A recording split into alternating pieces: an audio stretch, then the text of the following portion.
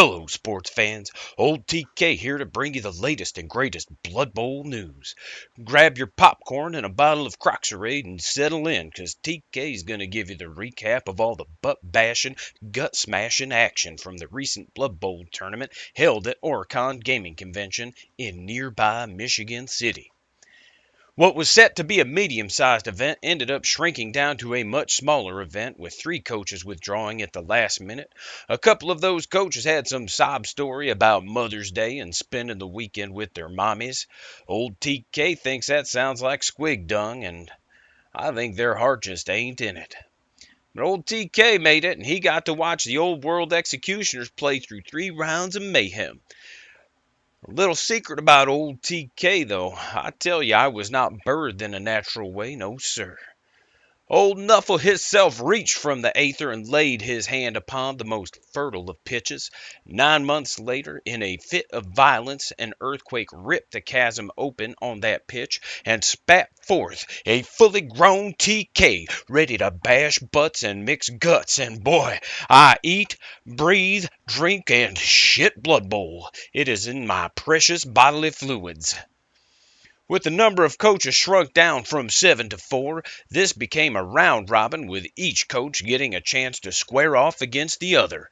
And while old TK spent the day watching his favorite Old World Alliance team get a big fat W, I did also get a chance to make the rounds and see how each coach did in their matchups. Round 1 of the tournament saw the Black Orc team, House Music, match up against Cornflakes, a team of bloodthirsty Cornites. The Cornflakes coach came out of a 2-year retirement for this event, and he needed some reps to knock the dust off. I tell you, there wasn't much going on in that match, except those bigger, blacker Black Orcs bashing the bejesus out of those Berserk boys. The first half of that game saw more blood flow than a Sisters of Sigmar convent hitting their monthlies. Corn cares not from whence the blood flows, if you catch my meaning.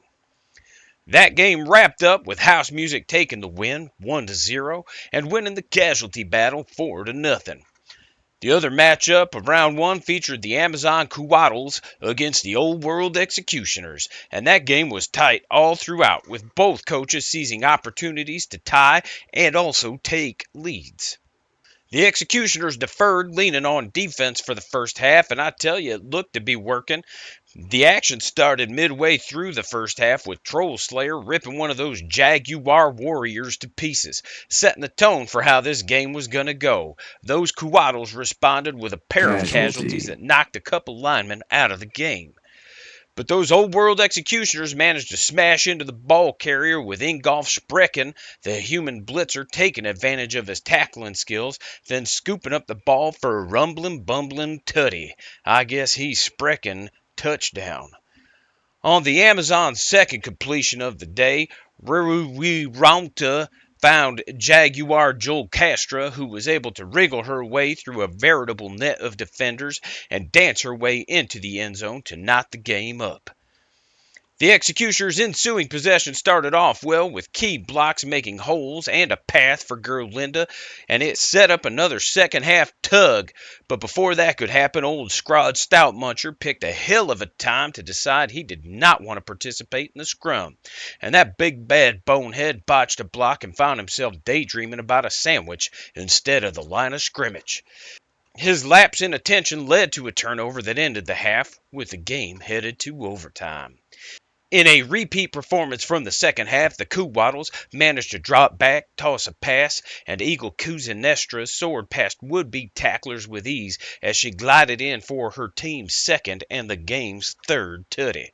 I tell you, those Executioners showed a lot of resilience, though, and despite a comedy of errors that almost ended the game, they managed to grind out a last-second possession and ended the game being knotted up 2-2.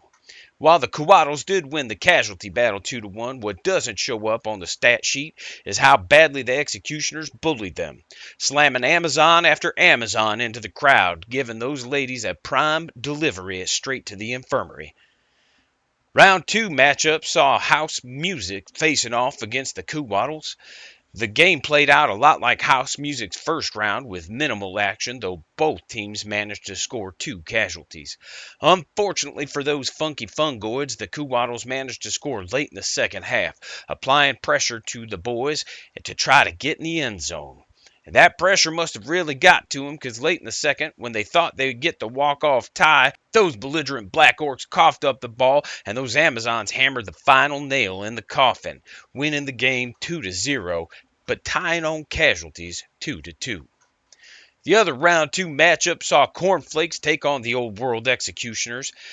Cornflakes won the toss, electing to receive, and early on the action was limited to a single completion by the bloodthirsty lineman Call. But midway through the first half, the game and some heads broke wide open. Human blitzer Sprechen got to Sprechen some ass beating, taking out one of the opposing linemen. Shortly after, old Kuno, a human thrower, was able to blast his way into the end zone, putting the Executioners up 1-0 at the end of the half. Kuno wasn't done there, though. About to get hit, he dropped the Kuno reverse and planted his opponent on the ground, sending him to the infirmary, though the Cornflakes did manage to inflict a casualty of their own almost immediately after. But to add insult to injury, catcher Gerlinda gave one of the beastmen a vicious stiff arm to send him straight to the apothecary. I don't think old boy's ever seen anything quite that stiff in his entire life. In a dazzling display of daring and dogged determination, Kuno once again blasted through the hole and rolled into the end zone, sealing the game 2-0, with the Executioners winning the casualty game 3-1. Old Corn sure doesn't care from whence the blood flows, but he clearly doesn't give two squig shits whence the tutties flow either. Round 3 saw an uneventful 1-0 win with the Executioners taking the game over house music, which put the Kuwattles in control of their final placing. Win and they take first, anything else and they are in second. Their matchup into the Cornflakes saw the Corn Coach finally get a handle on how to keep his raucous rabble-rousers ready to rampage, and those feisty, frenzied freaks flung bodies left and right, pushing players off the pitch and sending 2 players out of the game. Late in the first half, he also managed to score his first tutty buddy of the tournament. Way to go.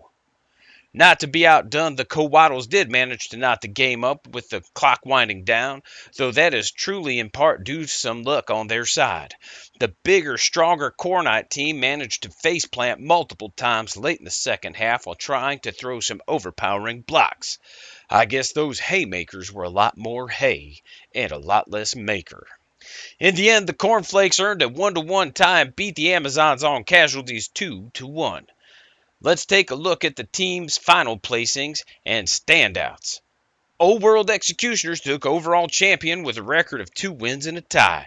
Over 3 games, they scored 5 tutties, while only allowing 2. Time for best offense with the Kuwattles, but taking best defense. The Most Beast Award goes to House Music, inflicting 6 casualties. I know our graphic is wrong, and evidently the coaches need reading lessons before submitting stats.